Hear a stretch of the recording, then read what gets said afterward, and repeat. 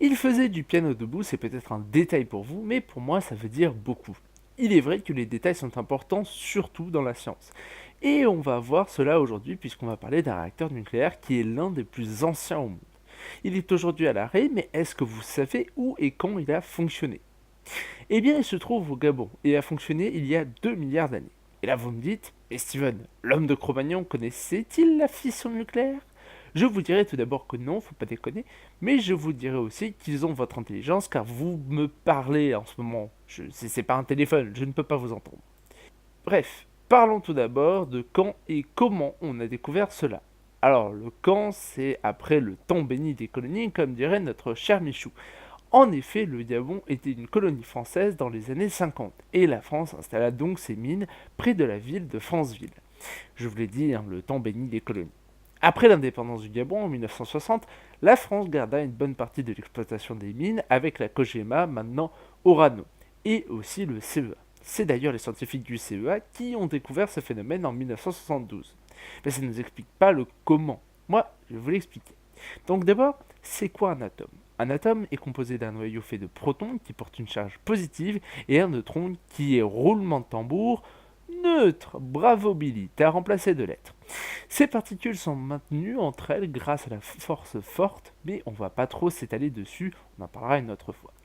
Ce noyau est entouré d'un nuage d'électrons. Bien entendu, on a créé des rangements pour classer les atomes et on leur a donc donné des noms selon le nombre de protons ou numéros atomiques. On a alors des familles d'isotopes, c'est-à-dire des atomes qui ont le même nombre de protons mais pas de neutrons. Mais revenons à nos cailloux. Toutes les roches de minerais d'uranium contiennent un pourcentage précis d'uranium 235, qui est un isotope de l'uranium ou un type d'uranium pour faire simple.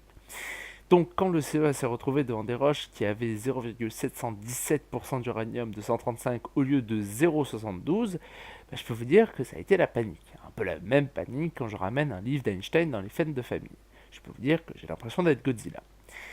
Il fallait donc expliquer pourquoi l'uranium avait disparu et pour cela on fit une série de relevés et on trouva des roches avec des concentrations d'uranium encore plus faibles ainsi que des produits résultant de la fission de l'uranium 235 qui poussèrent les scientifiques à penser qu'il y eut un réacteur nucléaire naturel dans cette mine.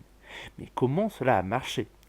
Eh bien pour casser un noyau d'uranium en deux noyaux, ce qui est une fission, vous avez besoin que le noyau capture un neutron. Je tiens à préciser que l'on parle d'uranium, cependant la fission fonctionne pour beaucoup d'autres noyaux lourds, mais c'est celle de l'uranium qui nous intéresse aujourd'hui.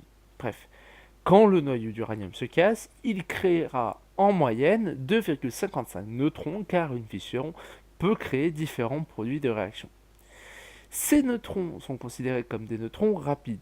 Or, il faut que qu'ils ralentissent, ou plus scientifiquement, qu'ils perdent leur énergie cinétique.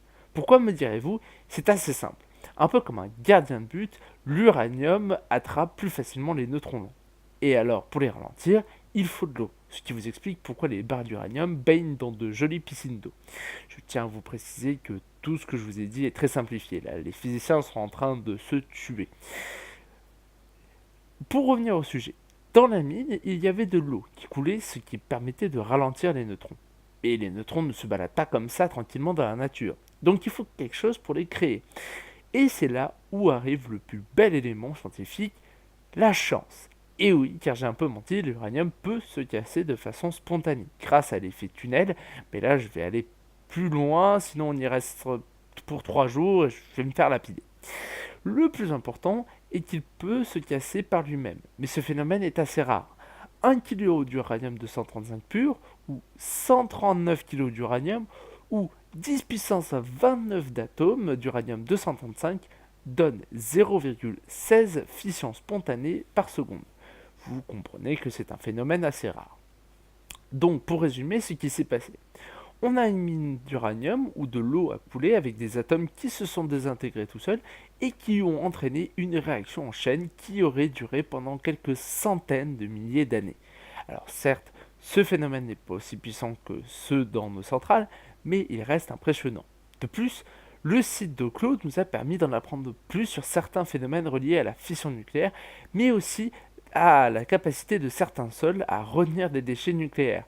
Car même s'il y a d'autres problèmes concernant le stockage des déchets nucléaires, grâce à ce site, on a pu avoir des données réelles sur les déchets nucléaires dans les conditions de stockage clairement moins drastiques que celles qui seront mises en place, même si, encore une fois, le site de Clone n'avait beaucoup moins de déchets nucléaires que ce que nous attendrons pour des sites comme Bure. Au final, une série de petits détails qui sont presque inconcevables à notre échelle d'humain ont permis à la nature de faire un phénomène physique extraordinaire et de nous donner une aide précieuse pour trouver peut-être une solution à l'un des plus grands problèmes auxquels nous faisons face actuellement. Donc oui, les détails veulent dire beaucoup.